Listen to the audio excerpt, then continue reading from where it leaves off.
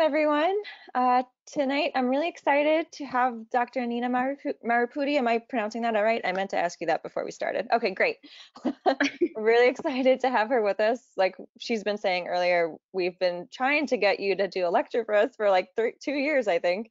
So I'm really glad that this online venue has made it possible. So I ask everyone before we even really get started, and I know you have some opening remarks, to just kind of talk about why you're interested in Chiari, how you got involved, and where the people can find you and everything like that.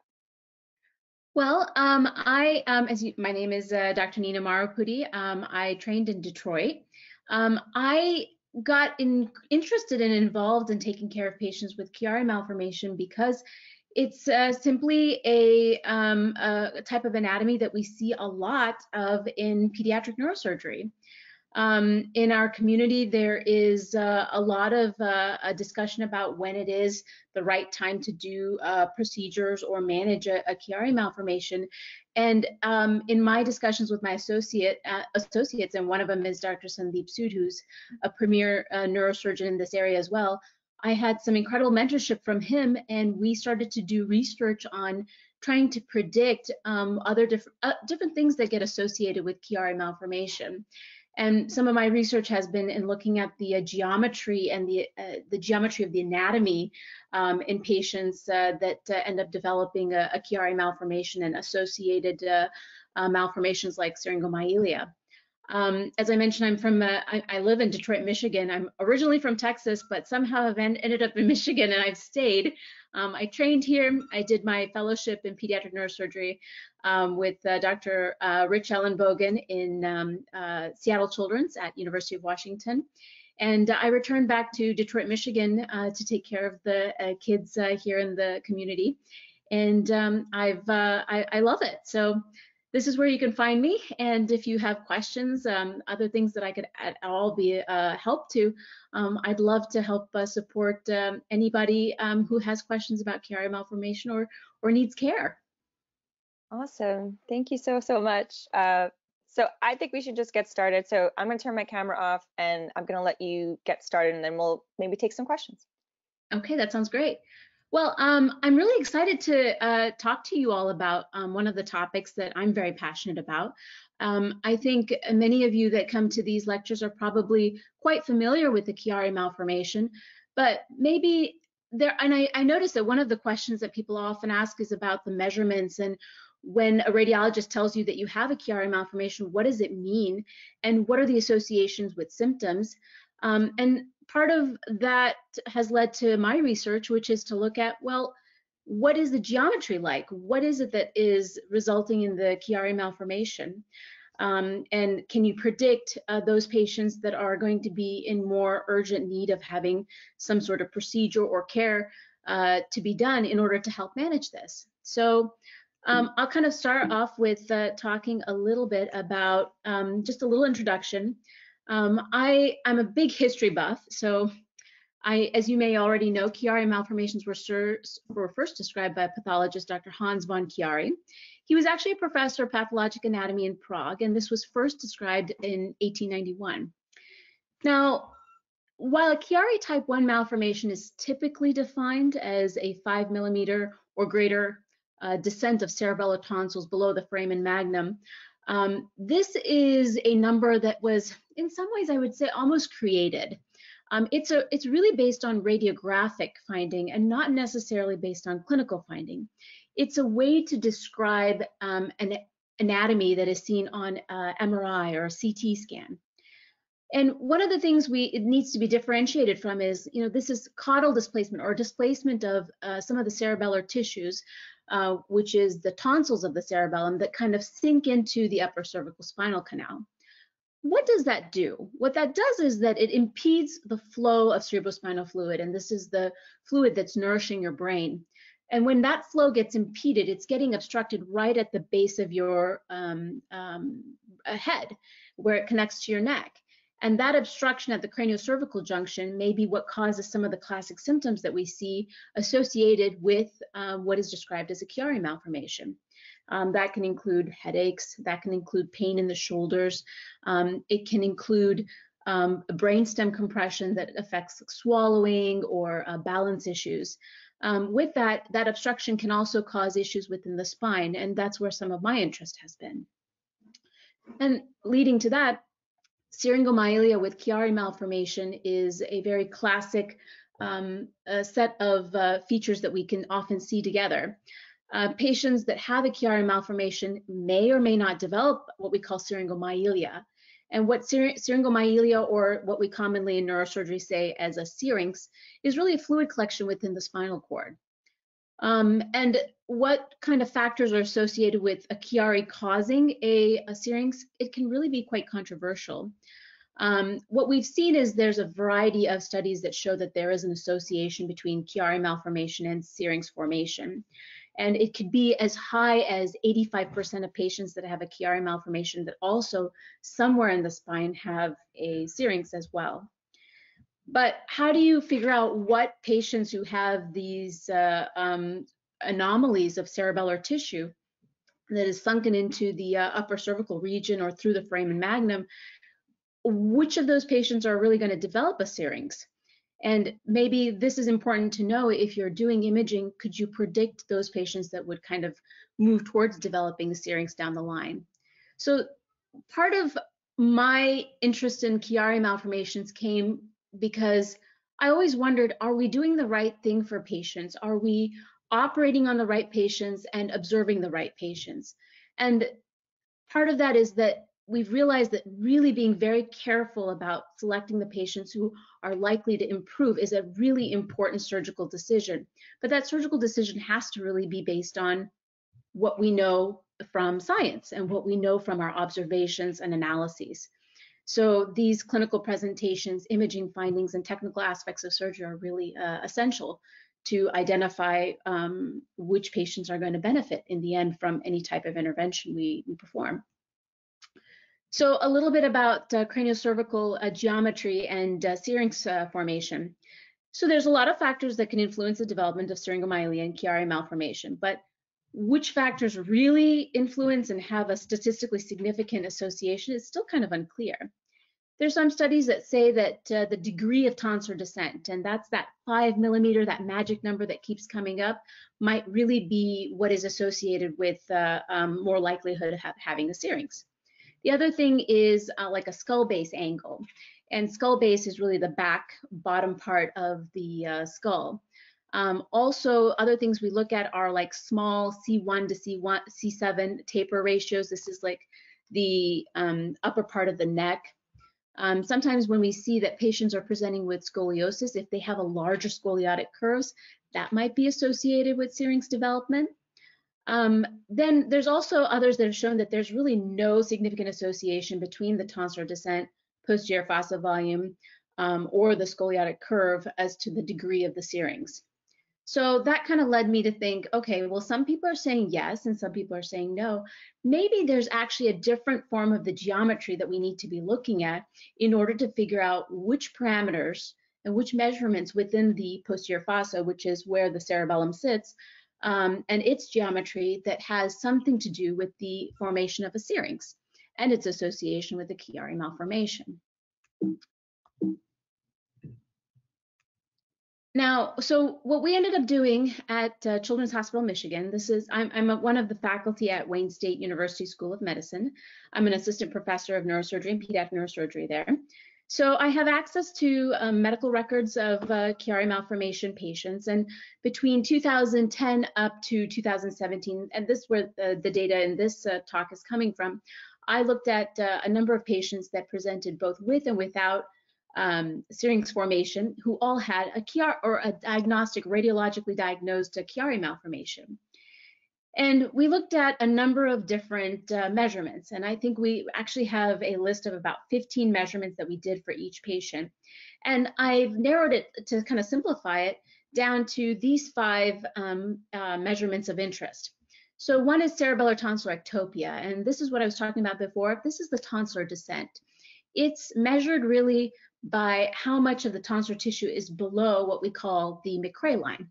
And I'm not sure you guys can see my arrow, but you can see on the image on the right side of your screen, you can see where it says basion and opistheon, the line connecting This bone here is called the clivus, and the tip of the clivus all the way to the bottom of the occipital bone, which is the pistion, that line is considered the Mcrae line.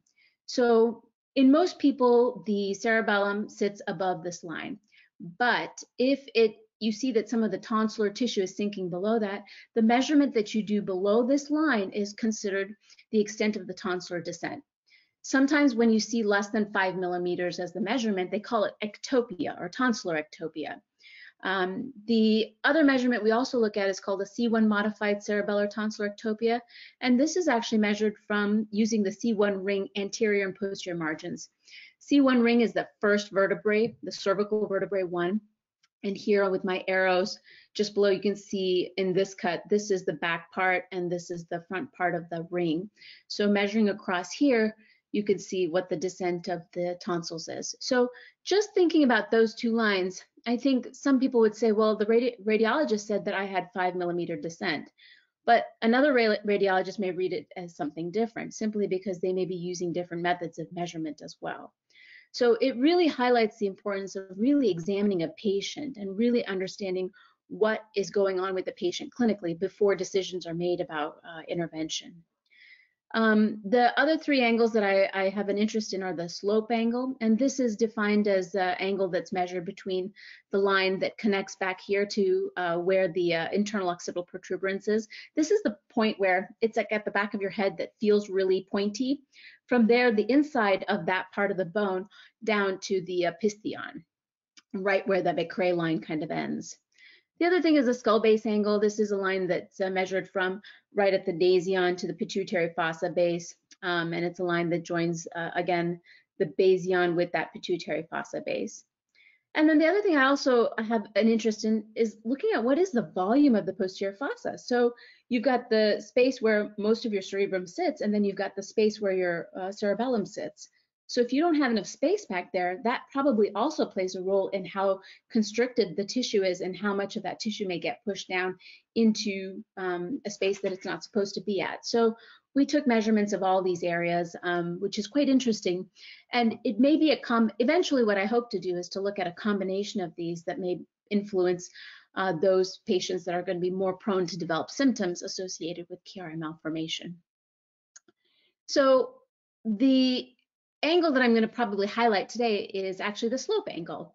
So my hypothesis really was that the shape of the occiput slope on imaging that might be implicated in Syrinx formation in the pediatric population. And what the slope angle really is it's measured as the angle between a line that connects the inflection point. This is again, that point at the back of your head. You all can probably feel it. So on the inside of that, that's the inflection point. And when you bring that line right down to the pistion, and that's where the Mcrae line connects to, this measurement is your slope angle. And this is what we found may have an association with those patients that develop a Syrinx. And you can see in this child's picture, the tonsils, the cerebellar tonsils are herniated down. And you can also see up here in the upper part of the cervical spine, a large Syrinx that is somewhat expansile as well. Now, more a geeky posterior fossa geometry, but certainly still very interesting. These are MRIs. We call them T1 and T2 weighted MRIs. T2, you'll see that the fluid is bright. In T1, you see that the fluid is dark. In this picture, we're looking at the angle of the occipital protuberance. Again, this is looking at the slope angle connecting to the Mcrae line, and we take this angle. And this is really the crux of what my most recent study's been. We also talked about the skull base angle. I mentioned it to you before. This is measuring from the nasion just right above the nose to where the pituitary gland sits, and then down the clivus, which is the bone right in front of the brainstem. Then we did posterior fossa measurements. This is looking at the width of the posterior fossa and the dimensions in what we call an axial view, which are like if you took your whole head and cut it like slices of bread. This is a sagittal view if you were to make slices in this direction. And then coronal slices is if you had a person with a crown so that you can see the crown in every slice, those would be coronal views. So we do both a cross dimension in each of these images to look at the posterior fossa and its dimensions. So it really produces about 6 measurements in order to understand the volume within the posterior fossa. So this is not a new technique that I've miraculously discovered. I think the angle of the occipital protuberance, or the occipital angle, which I mentioned here, the angle of the occipital, this is the angle that I've kind of worked with Dr. Sood and some of my other associates on to kind of develop, and we believe that this may have a higher association with Syrinx formation. But I think posterior fossa volumes also have we have some interest because people in the past have published on this, and it's been published in by a number of neurosurgical societies and in different articles. And this is one of the measurements and ways of doing the measurement that was published in one of the Journal of Korean Neurosurgical Societies as well. In our research, this is just a few of our patients. Before I added more of the patients that had a Syrinx formation, I had about 52 patients without Syrinx and 14 patients that had a Syrinx. And now I have many more patients that we're continuing to look at and add to the list. But what we found was that their symptoms really didn't have a role in whether they had a Syrinx or didn't have a Syrinx. There are many patients that actually were completely asymptomatic but presented with a Syrinx. We saw that maybe age may play a role in Syrinx formation, mainly because by the time you're getting older and you've had a Chiari for longer, likely you've been obstructed longer, and so you're probably going to develop a Chiari later in life, but perhaps the angle that you have may be somewhat predictive. So that's what we started to look for, and we started to divide the patients into age groups to look at this better as well. Now, I'd mentioned all these angles that we've talked about, and I won't belabor this slide because it's a pretty busy slide, but these are the ones that we're currently working on publishing on. But again, this angle of occipital protuberance and skull base angle are of utmost interest. And I think the one we found to be particularly interesting is this one, because we're seeing that there may be an association with a certain level of that angle and where it results in a patient eventually developing a Syrinx formation. And so that's where we did the odds ratio. So if the angle of occipital protuberance is less than 130 degrees, there is a odds ratio of 4 that you are likely to have a Syrinx malformation or a Syringomyelia formation. With the skull base angle, when the skull base angle is greater than 140 degrees, then there's a 2.88 odds ratio that you develop a Syrinx. This is based on this somewhat small subset, but we're hoping to collaborate with a few other institutes and look at their series as well. Because this can be done retrospectively, we hope to kind of expand and look at a larger population as we go forward, and to see if the geometry that we're developing and looking at has a role in clinical care. So in conclusion, what our study is showing is that the smaller angle of occipital protuberance has a higher likelihood of demonstrating the presence of Syringomyelia in those patients that have a Chiari malformation. And there's other morphometric parameters that are also important. That includes the mean distance of the tonsillar herniation below the foramen magnum, or the degree of tonsillar descent, tonsillar rectopia, skull base angle, foramen magnum diameter. This is the outlet where the brainstem turns into the cervical spine, and also posterior fossa volumes. But in our study so far, while we may see some trend with some of these, we haven't seen a statistically significant association with Syringomyelia. But I think as we see larger groups of patients included into the study, we may see a more pronounced difference in the patients. So what we've decided is that there is an association with a smaller angle of occipital protuberance that may help select patients at risk for developing Syringomyelia at a younger age, and we may elect to do decompressive surgery on those patients that are truly symptomatic and have Syrinx formation. So thank you for the opportunity to present this over the last few minutes, and I'm happy to take some time to answer some questions. That was great. I'm going to be asking you for that paper probably. So, it's almost done. I hope to have it published in the next several weeks. Okay, perfect. So we got a bunch of really, really good questions coming in. So I think we're just going to jump directly into them. So this is good because you're a pediatric neurosurgeon. I'm going to ask you this right now. What should parents be looking for as far as signs and symptoms in infants and young children? And Mhm. then what symptoms would make you want to operate in an infant, a toddler, or a K through 12, which I know is like a wide difference. Yeah, totally. That's a great question. So I would start with symptoms in a younger child. Um, Pain is still something that young children can demonstrate. Some children will grab their head, grab their neck. They may be more irritable, and those are things you want to look at or be mindful of if you know that they have a Chiari malformation. But what I tend to see in my experience in the pediatric world is that um, because they're still growing, they've got pretty soft bone, the bone growth is still continuing, and they haven't had Chiari for that long a period because they're still pretty young. I tend to see that these kids tend to have trouble with maybe like central breathing, sleep apnea, sometimes swallowing difficulty. What I typically do is see if our sleep study specialists would look at these children and combine that kind of data in conjunction with the data from imaging and patient history from the parents to make a decision as to whether we need to do Chiari surgery. The other thing this is probably more of a technical note, but I also think about how aggressive to be. So there's two ways of doing Chiari surgery. There's one school of thought where you just remove the bone, but leave the dura, which is the layer around the brain, still intact. And then the other school of thought is that you open the dura as well and create a patch, kind of like when you're pregnant and you have to get those waistbands released. So you're kind of releasing the waistband in the back by removing the bone and also placing a patch in that area.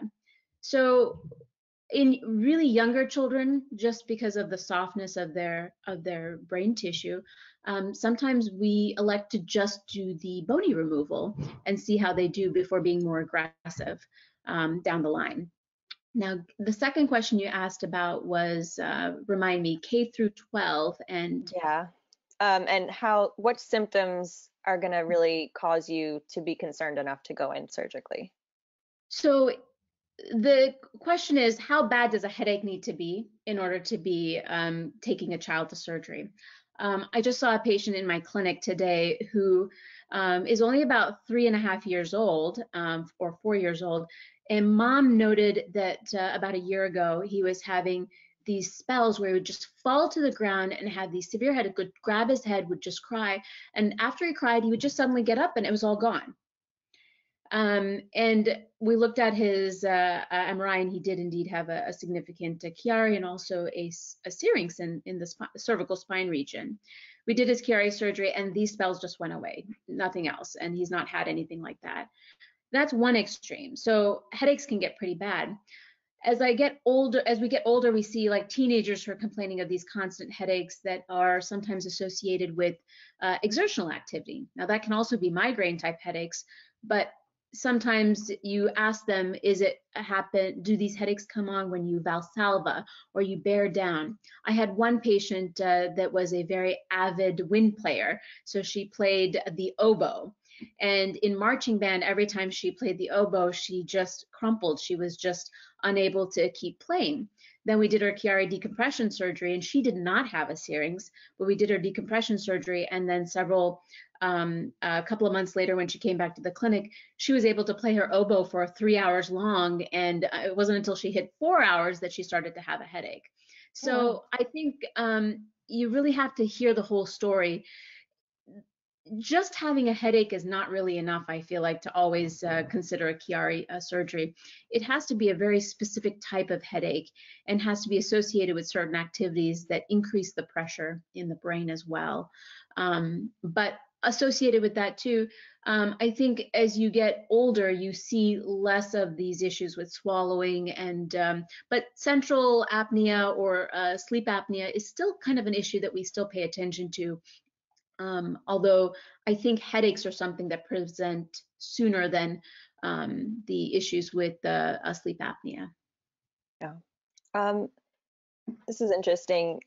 Do you see any correlation between Chiari and the onset of puberty. So, for example, a small child, no history of Chiari, even with imaging, for whatever reason, they can confirm there's no Chiari on their scans.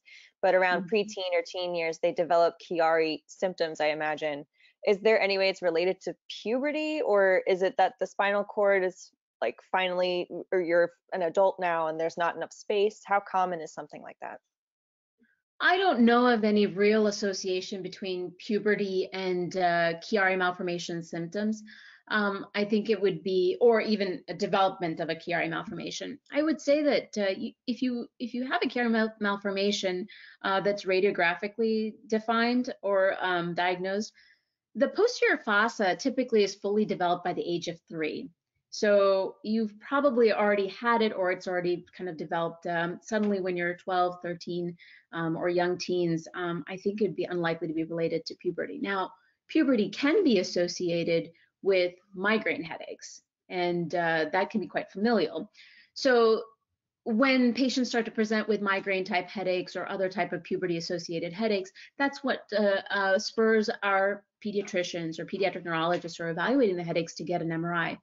So this is where it gets tricky. Sometimes these Chiari malformations that we see on the MRI are truly just incidental findings and not necessarily something that needs to be treated surgically. And the true cause of the headache may not be that Chiari malformation that they've had for, oh gosh, probably like, 7 to 10 years, but maybe it is a different a thing like a familial migraine headache or puberty associated headaches. Um, Kind of exactly to that. We got a question in earlier that this a mother is upset because the radiology report says the 5 millimeter Chiari is there, but the neurologists and neurosurgeons say that it's not considered a Chiari, even though they have like classic symptoms, so headache and all that. So at what point is it a Chiari? And I guess how do you effectively weed out what else it could be if it's not Chiari? That is a great question. So I think what I would convey is there is the radiographic diagnosis of a Chiari malformation, and then there's the clinical diagnosis. When we look at radiology, anytime you see that the cerebellar tonsils are below the foramen magnum, a radiologist is going to read it as tonsillartopia or Chiari malformation because this is the classic findings. But remember, they're not seeing the patient. Now, your neurosurgeon, your neurologist, they're going to be looking at a little bit more of the brain. They're not just looking at that tissue, but they're also paying attention to, even though you've got tissue that is sinking down, is there still space in front of it or behind this tissue? Is there fluid that is still passing above and below? Do we see the fluid signal? Our radiologists in most institutions also pay attention to that. And you may see a comment in the radiology report that says there is bidirectional flow, meaning the fluid is able to go back and forth. Or you may see a comment that says diminished bidirectional flow. Even if it's diminished, it's still there. They didn't say that it was fully obstructed. So that's something that's important to realize.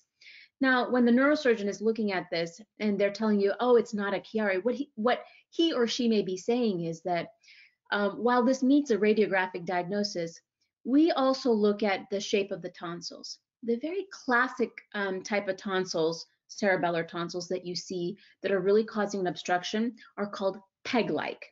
So they've been pushed down so much that they get constrained there and they look like little pegs. When you go into the operating room and you look at these, if you're doing a decompression, and this is something that my mentor, Dr. Ellen Bogan, has often described as well, they look ischemic. They look a little white rather than the yellowish or pinkish tissue of the brain tissue. And that suggests that they were really obstructed in that area or compressed because they're not getting blood flow. So it's kind of almost like dead tissue in some ways. So it's okay to shrink that tissue off or remove some of that tissue to return the flow. So I think that's what can be frustrating to parents. They get a report that says this from the radiologist, but then the neurosurgeon is trying to put these pieces together and looking at what is being described as a headache. And if you read anywhere, yes, of course, a headache is a classic a symptom of a Chiari, but it is a very important thing to remember that there are certain types of headaches that are more associated with that than that are more associated with the Chiari malformation than like your daily headaches. And before a neurosurgeon goes in to do surgery for something like this, they really want to make sure they're going to be able to help someone. Because if it's not the right patient selection, you're doing surgery and you could even make the situation worse. Yeah.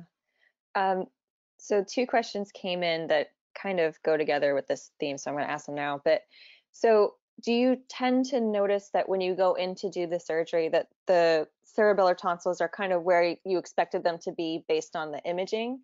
How often does that not happen? And then I guess to that point, when you open up and you look at the patient on the inside, I guess, how do you know how far to go in the surgery? So how do you know when you make that decision to do the bony only versus the dura opening as well?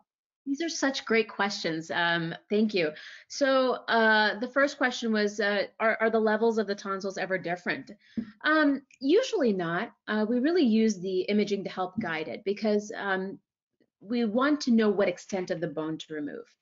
Once the bone is removed, my technique is often to use a ultrasound in the operating room. And if you have any familiarity with ultrasound, you can kind of see through different layers of the tissue. And what I look to see is, are the tonsils moving?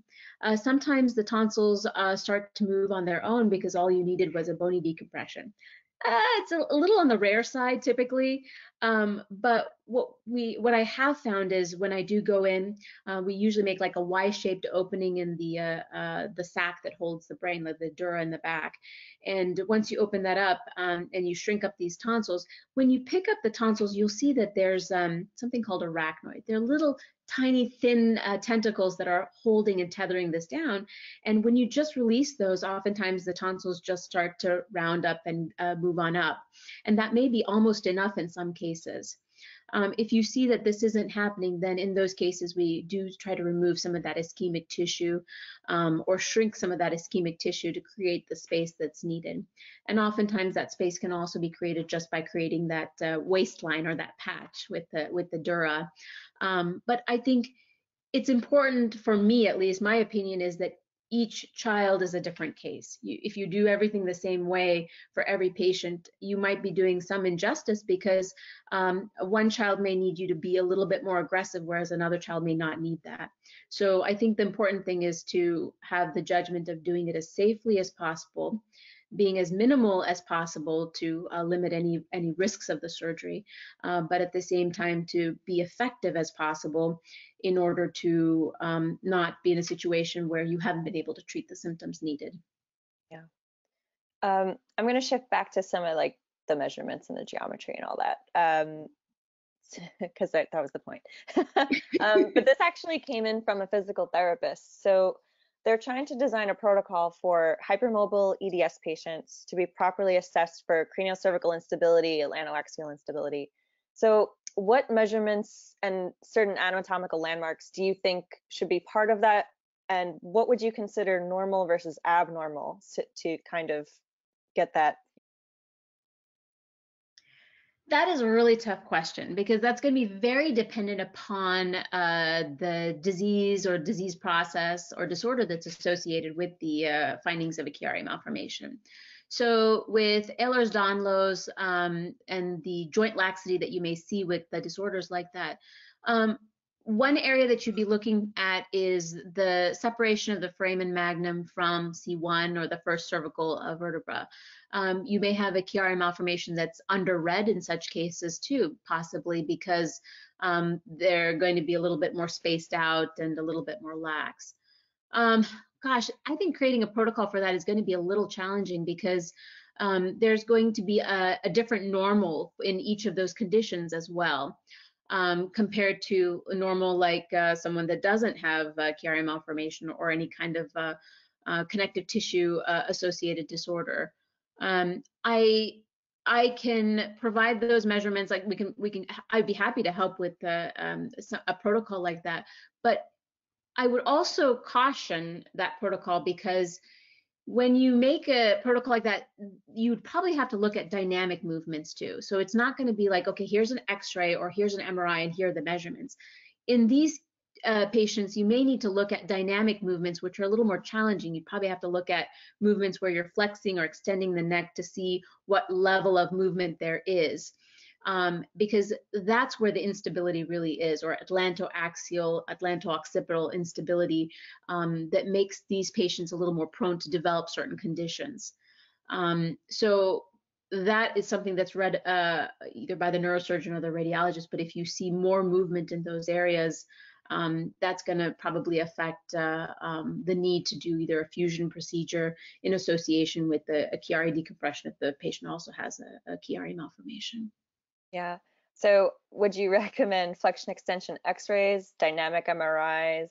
What would you say? So I think the best way to first start is just to do some basic flexion extension x-rays, because it's the easiest way. You can do them while a patient is awake. So if you're moving the neck and they're demonstrating some pain or describing symptoms, you're capturing that in those areas. Now, in patients that are particularly tight in that foramen magnum area, we have had to also do flexion extension MRIs. I don't think it's usually standard of practice, but I did have a patient where the just had a very short neck, and I felt like every time we flexed her forward, or she was leaning forward, she tended to have more breathing problems. And I was trying to kind of understand whether the odontoid, which is part of the vertebral body of C2, was indenting into that lower part of the brainstem. And the best way to look at that is to, intubate a child or an adult for that matter, and to be in the MRI suite and do it with the radiologist and observe the images as they go.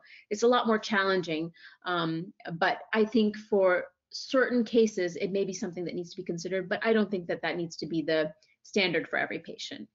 Yeah. Bouncing off that, so there was another question that also came in ahead of time, and it's come up again in the chat.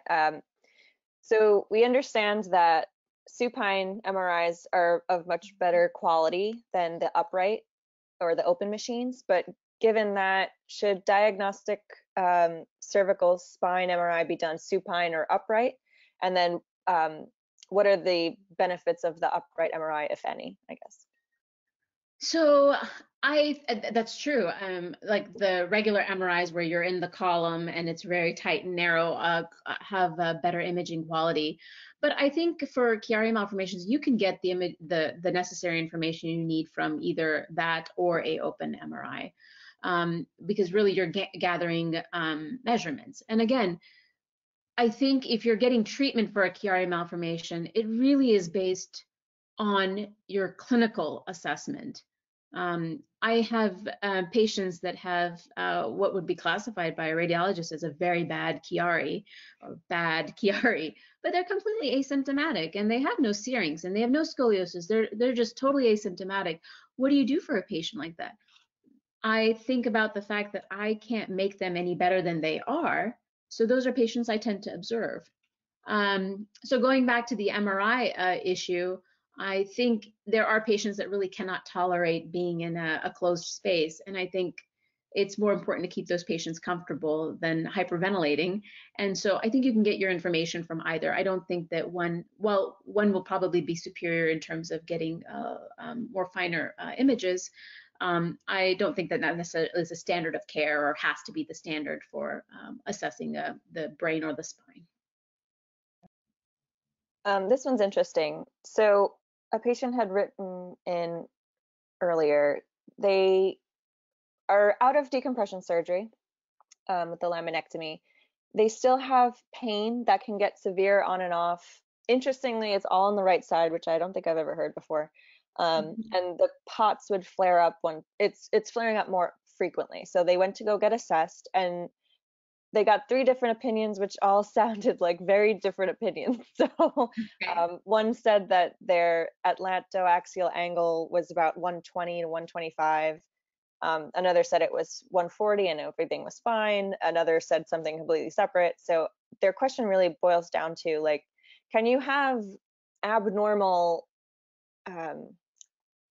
atlantoaxial angle, or any angles, I guess, rather, and have no symptoms from that specific abnormality? Is that even possible? Yes, I think it is. I mean, everybody's anatomy is different, but in a patient like this, and based on what he or she is describing, That question we talked about before about dynamic imaging, this may be a patient that would benefit from something like that. You know, each angle measurement, depending upon what kind, I don't know if it's the same x-ray that each person is looking at or the same image that each person is looking at, or if each physician has gotten their own set of x-rays. So depending upon how the head is positioned or the neck is positioned, you may get a different a measurement. So again, looking at what the displacement or movement is probably a little bit more accurate. Again, the symptoms are a little concerning. There's something that isn't feeling right there, and it should be looked at in more of a dynamic fashion, I think, in my opinion. This is an interesting question that I wanted to get to. Do you always operate when there's a Syrinx? And if there is a Syrinx, why would you not operate? This is one that I think I really thought a lot about, and I've been influenced quite a bit by some of the research that Dr. Cormac Marr from University of Michigan has done. And one of the dialogues that we've had in our pediatric neurosurgery meetings, and I think some of the biggest surgeons who do Chiari research or Chiari surgery would say, of course, if there's a Syrinx and there's a Chiari malformation, that just needs to be taken care of, because the presence of a Syrinx can result in other complications like progressive scoliosis. But so then what is a Syrinx? So there are some patients I've come across that have these very tiny, thin Syrinxes that some radiologists may just call a dilated central canal, for example. Are those considered, if they're seen in association with the Chiari malformation, enough to offer surgery? I think at this stage in my career, and based on what I've seen thus far, if I see that there is a Syrinx in the cervical spine and it is expansile, I really believe that it's truly associated with the Chiari malformation, if indeed we see that there's tonsillar herniation too. I've started to move towards observing patients that have a or borderline Chiari malformation and this thin Syrinx in a thoracic region, because if it's not expansile, it doesn't seem like it's an obstructed flow. But in those patients, I also am very cautious to pay attention to the symptoms that they're describing, because that could also throw you off. I do know that there are many surgeons out there that are just like, there is a Syrinx, this should be operated on. And I think that that's also perfectly fine, because the risks of not operating could also be that you're moving towards developing a scoliosis or other anomalies. So if you're in the cases that I do not operate, or the family doesn't wish to be have their child operated on, I really watch those patients very, very closely. And the moment we start to see any significant changes, then I reiterate the need to do something sooner with the families. Yeah. So you kind of touched on this, and I think I'm going to ask it also in a kind of different way. Someone had asked, does the Syrinx need to be in a certain part of the spine to be associated with Chiari? But I'm actually going to kind of flip that, because I think a more interesting question even would be, if a Syrinx is in a different part of the spine, what is causing it? How do I determine how to address that? Well, I think the most common association, or the common location for a Syrinx that is associated with the Chiari malformation, is the cervical region.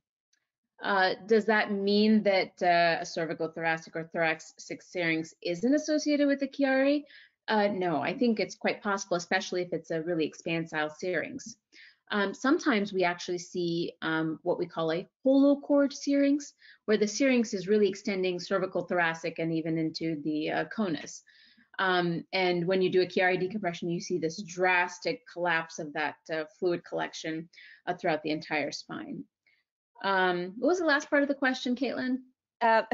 Basically, if the Syrinx is in a different part of the spine, like the canal, what would it possibly be associated with?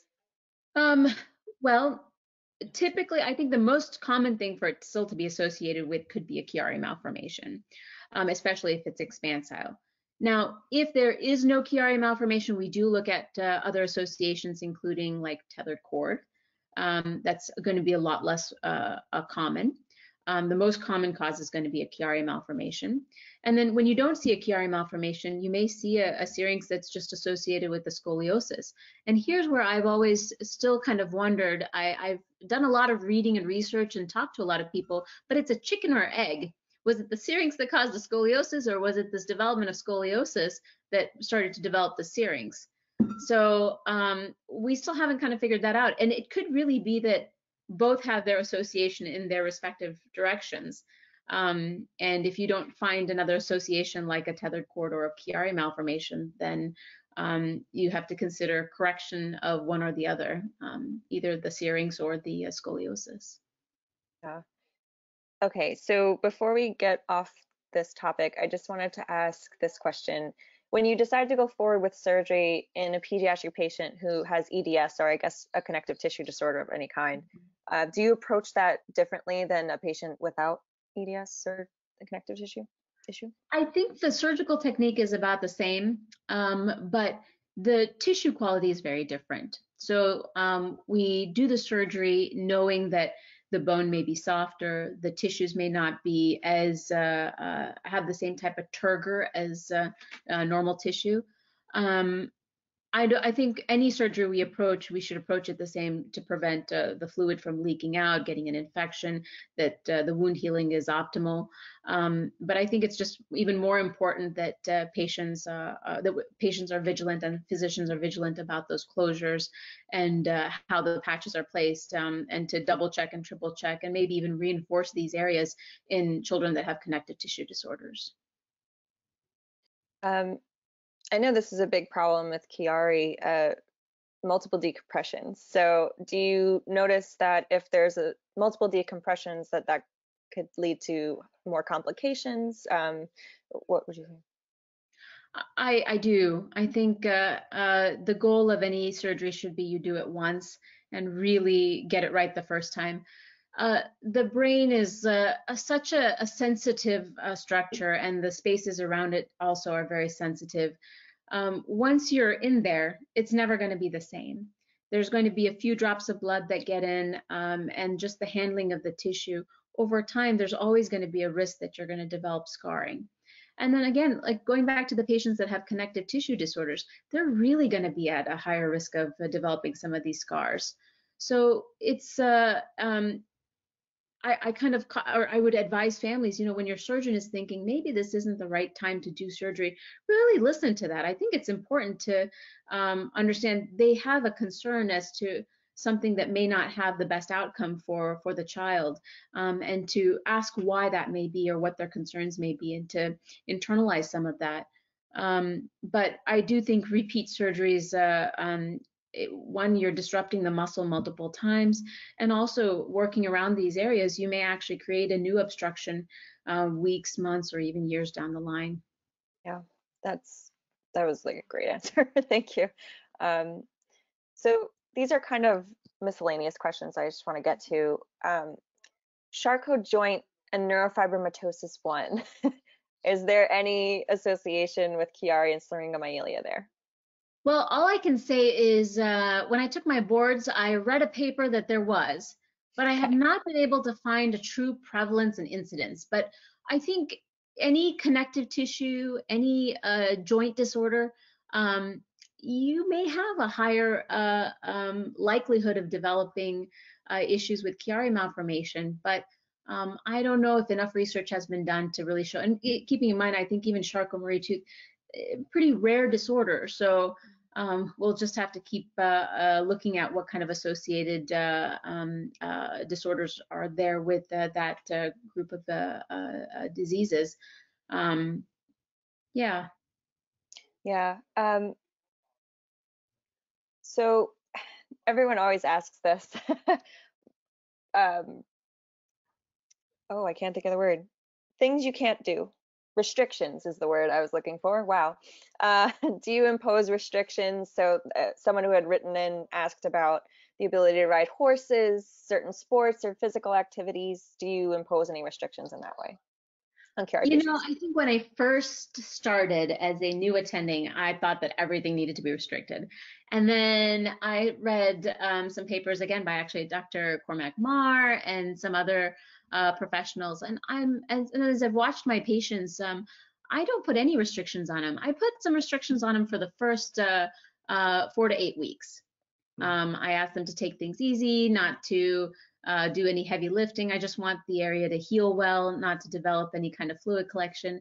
But after that, I think kids should be kids and people should live their lives. And once things are healed, there really shouldn't be a limitation. If anything, we're doing the surgery so that we can give people back their lives if this truly is a huge impediment in their happiness. So I'm very reluctant to put too many restrictions on people. Yeah, that's good. This is interesting. So first I'm going to ask you to just explain what acquired Chiari is, and then when do you see any young adult patients particularly that have acquired Chiari, and do you treat them differently? I'm not sure. Yeah, that's a great question. So I use the term acquired Chiari when I know that a child has had an MRI before and has a totally normal scan. And then years down the line, they come back for some other reason, get another MRI. And then on that MRI, they have a Chiari malformation. I mean, in most cases, I've always felt that this is partially a congenital anomaly, but if it's acquired, that means that it wasn't there before, and then at some point it developed. Um, that's a tough one. Do I do something differently? I haven't decided yet, I think. And I think this is an area that we need to do more research in. And I think this is where some of my interest in geometry came from too. If they've acquired a Chiari malformation, are they going to continue to progress? And is this going to continue to get worse? Let's say they're asymptomatic. I sometimes just watch them. But now that I'm doing these angles and stuff, sometimes I do the angles and see, is this a patient that may be progressing towards developing the Syrinx down the line? I still, at this point, am watching very closely. Now, if the patient is presenting and is clearly symptomatic and has this acquired Chiari malformation, I think that's kind of a no-brainer. You would want to operate to help them with that because clearly this is something that wasn't there before and now is there and the culprit. So I think it has to be a case-by-case basis. It's not a here, this is the protocol. It has to be really analyzed by patient. Yeah. So about how it appears like suddenly on an image, do you know if there's a mechanism that people have figured out? So for instance, something that someone just asked was about car accidents, whiplash, roller coasters, so some of those things with the physical activity, but I guess that would be for someone who didn't know they had it. Do we know what the mechanism is maybe? Yeah, so my thought, at least my hypothesis, goes back to kind of the anatomy. So I know based on just my assessments of these geometries that really the posterior fossa is fully developed by about 3 years of age.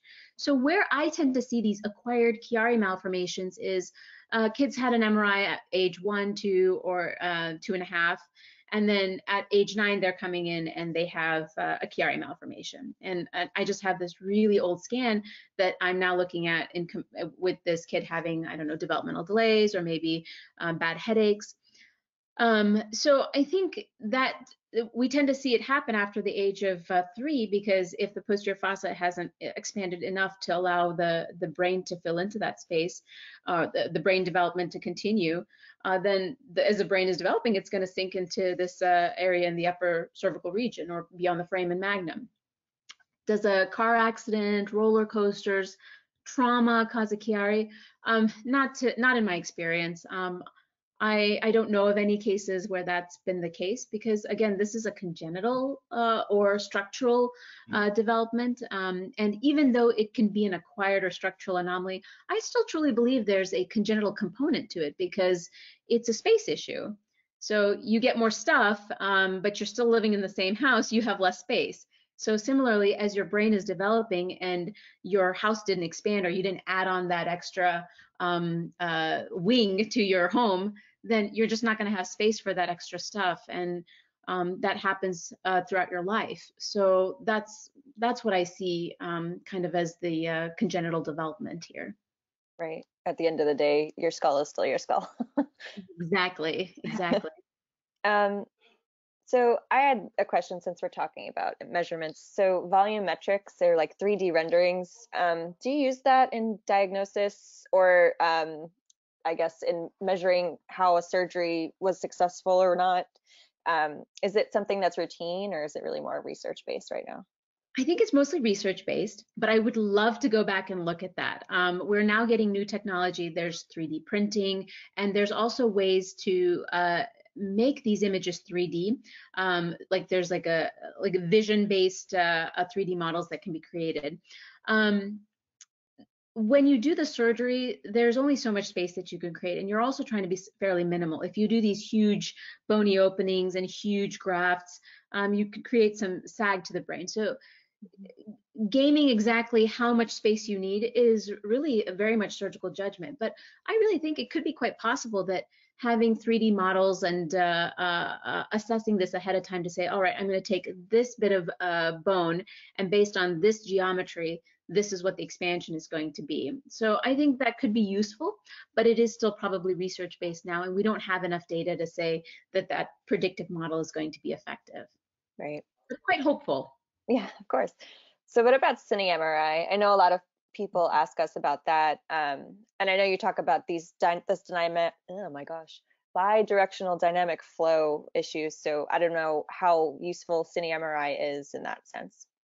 So I always get a cine MRI for any patient that comes in with Chiari. That is just part of the standard protocol. So if they come in with a brain MRI, I'll get a full spine MRI and get the cine flow study associated with it, or vice versa. Sometimes we just have the spine MRI that shows this Chiari, and then I'll get the brain MRI to look at the cine flow. How accurate is it? Well, both radiologists and neurosurgeons across the country, across the world, probably will question its accuracy, but we all get it. And the reason is it provides further information. So let's say we clearly see that there's reduction in flow there, but the patient is, and the patient is symptomatic, then you've got a really good argument to say, okay, we need to do something. But let's say this shows some bidirectional flow and the patient is questionably symptomatic. Maybe this is a patient we really should watch for a little while and maybe repeat some imaging down the line. I think whether there is flow or loss of flow, it can tip you to do one thing or tip you towards making a recommendation surgically for a patient. But I think the cine flow also, you have to have it read by someone who's very good at it, who does this pretty consistently, because the method of reading cine flow also plays a role in whether what we're reading as diminished bidirectional flow is accurate or not. So you want a radiologist that's very comfortable with reading this and kind of does it consistently. Yeah. This is a personal interest question. So being from Detroit, especially, healthcare access to MRI, I mean, I guess this would be like a guess because I haven't seen a lot in the literature about it, but do you think that access impacts prevalence of the diagnosis of Chiari and Syringomyelia? Because I know it's something insane, like 1%, an estimate of the population has a Chiari that they don't even know about or something. So I wonder if you have any thoughts on that. I do. I mean, I think there's a lot of radiographic diagnosis of Chiari malformation, but that doesn't mean that it is a clinical diagnosis. So we discover all sorts of crazy stuff in the brain that now we follow with serial MRIs because we don't really know what it means, what this Ditzel or what this tissue in this area does. If a child isn't having any problems, and it's not a tumor that's growing or something that's changing with time, then what do you do with it? And let's say you see a Chiari malformation, like the person that asked about the 5 millimeters. My child has this. Well, what do you do about that if the surgeon is saying this isn't clinically symptomatic Chiari malformation or clinically significant? Then I think the availability and the prevalence of MRI does complicate things a little bit, but it also highlights that now, knowing that this is there, this is also one other thing that we want to make sure we're considering. because we can also be wrong. What if this really is the cause of symptoms and everything else has been ruled out? We always have the ability to go back and say, all right, let's reconsider this, let's repeat this imaging, and let's see what kind of changes we see. And I think the diagnostics are getting better. Even your question about cine flow, the higher the quality of the imaging, which MRIs are getting better and better, the higher the quality of dynamic imaging, even in MRI. And I think that's providing us with more and more accurate and more clinically relevant information as well. Mm-hmm. That's a perfect segue into the question that just came into the chat. So, what are the most common clinical symptoms of cranial cervical instability without Chiari, which is a very different animal? Primarily pain.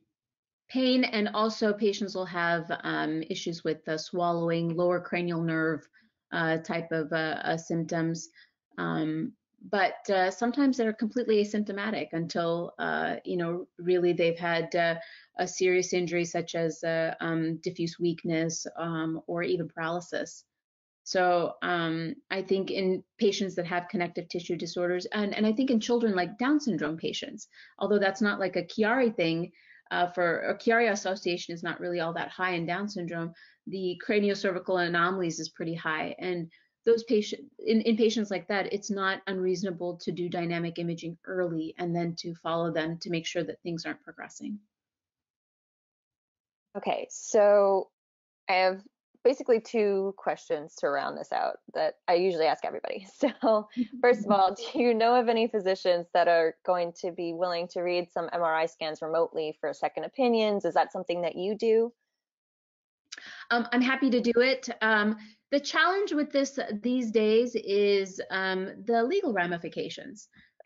So without having seen a patient or seeing a patient in person, it's so difficult to read an MRI and give a clinically relevant interpretation.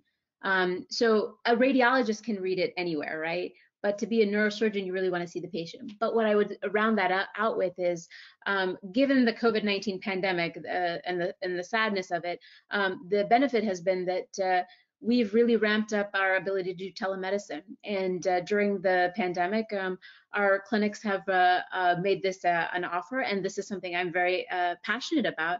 And so if there are people that need opinion, we're happy to do it. We're happy to do a telemedicine visit. And I've gotten pretty savvy with sharing my screen and just showing them their images and going over all of this. But I think even through telemedicine, a neurologic examination can be done very thoroughly. Sometimes you just need to see the child or the patient, and you can already tell what their the level of pain is or what they're experiencing, and that's really important. You have to see, even if you can't lay your hands on the person, just observing is a huge part. Yeah. So that kind of leads into the next question is, so well, first of all, do you see young adults? What's the age that you stop accepting new patients? So I see patients all the way up into their 20s. So once you become a patient of our practice, we tend to hold on to you until you really want to leave us. Actually, that was another question I wanted to, sorry, I'm just keep throwing questions in. How do you handle the transition if there is one, or do you just keep that patient around, and I guess how long? Yeah, I mean, at some point as they get into young adulthood and into like going into like college age and such, most patients have kind of moved away and they start their lives in other cities and states. So there's sometimes just a very natural moving on of those patients. I don't know, they get married and move to another state, they have to find another neurosurgeon. But I also think these are conditions where when you've treated a child at a young age for a Chiari malformation, once the Syrinx has started to resolve, they're not symptomatic, I'm not really sure you have to keep imaging them for the rest of their life. We do watch them for about 5 to 10 years, depending upon the patient. But as they come to a point where they are able to fully explain their symptoms or discuss them and know when there's a problem, then we can kind of leave it up to them to reach out should there be an issue. But I don't think you have to necessarily have a lifetime neurosurgeon for a condition like this, but you should you should know somebody that you could go to or have some care established, even if you're not seeing them every 6 months or every year. If there's an issue, then you would be able to go there and say, hey, something's bothering me here. I have a history of a Chiari malformation and decompression. Do I need imaging? Hmm. That's great. Okay, and then to round that out, how can people get in touch with you? And so, like you mentioned, a lot of this telemedicine is going on. I ask people, there are people all around the country, maybe there are people in Michigan that are nearer to you than to other areas that maybe they'd rather see you. So how can people get in touch with you? So the best way is to just call our office. I'm certainly available by email as well. But I think the best way is to just get on Google. My office number is listed there. And oftentimes our office folk just take the message, and I'm really good about making calls back within 24 to 48 hours. And if a telemedicine is being requested, even though our hospital doesn't necessarily set that up, I'm always happy to do that for any patient. And I just personally get that set up because I think it's important. And in this day and age, when you can't get access to healthcare, whether it be a pandemic or your medical condition or just the distance that you live, we can definitely do this. And if it's a finance thing, insurances are covering this now. Given the pandemic, it's well supported, and patients should know that they have a right to be able to request a telemedicine visit. Absolutely. And I know that's something that the organization is probably going to advocate for after we Absolutely. ever come out of this one day, for sure. But all right, that was amazing. Thank you, Dr. Marupudi. I know this video is going to be available, and really this has been really good. And you did a really great job of like describing the anatomy itself, which I always have the hardest time trying to explain to people. So I'm just going to save your video and send it to everyone. Thank you so much. It's an honor. I really appreciate this opportunity, and I look forward to continuing to participate in the foundation as well. Awesome. Thank you. And thanks everyone for joining us. Have a great night. Thank you.